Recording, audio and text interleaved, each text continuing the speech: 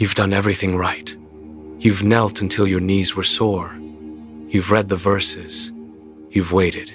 But all you hear is silence. It feels like your prayers are hitting a brass ceiling and bouncing back down. Most men, when they hit this wall, they assume God has left the room. They assume they've sinned too much, or that God simply doesn't care about their specific battle. But what if the silence isn't a sign of absence? What if the silence is actually a strategic maneuver? We live in an on-demand world.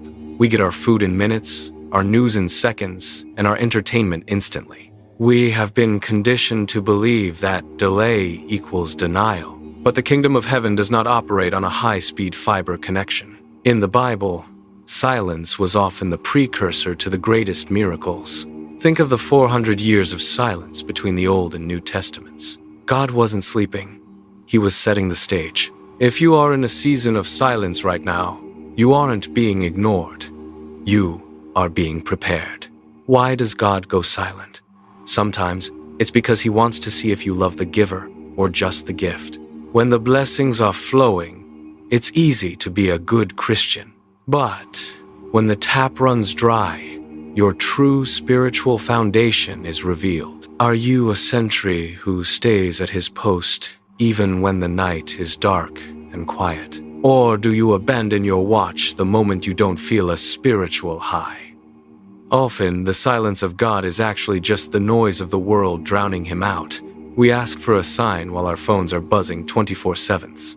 We ask for direction while we are listening to every voice except the word. You cannot hear a whisper in a hurricane. To hear the sentry's commander, you have to create a perimeter of quiet. Let's be honest. Sometimes the silence is our fault. Psalm 66 says, "If I had cherished sin in my heart, the Lord would not have listened." You cannot expect a clear signal from heaven while you are actively maintaining a connection with the enemy. If you are harboring unconfessed sin, bitterness, or secret habits, you've built your own wall. God isn't silent. You've just turned down the volume by choosing the world. Think of the parable of the persistent widow.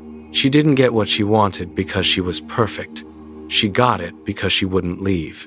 Persistence is a form of faith. When you continue to pray despite the silence, you are telling the enemy that your faith isn't based on your feelings, but on God's character. If you are listening to this and you feel like you're in the dark, keep standing. A sentry doesn't leave because the sun went down. The sun is guaranteed to rise. Your job is simply to be awake when it does. God is working in the middle.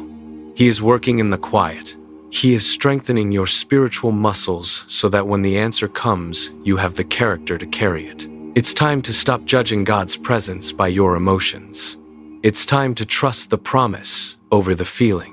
If you're committed to staying at your post regardless of the silence, I want you to comment, "I will stand below." Let's build a community of men who don't fold when the night gets quiet. Subscribe to the Sentry Soul for more deep dives into spiritual warfare and biblical discipline. Community Challenge. If you are committed to your faith even when you don't feel it, comment, "I will stand below." This is the Sentry Soul. Stand your ground. Stay focused. God bless.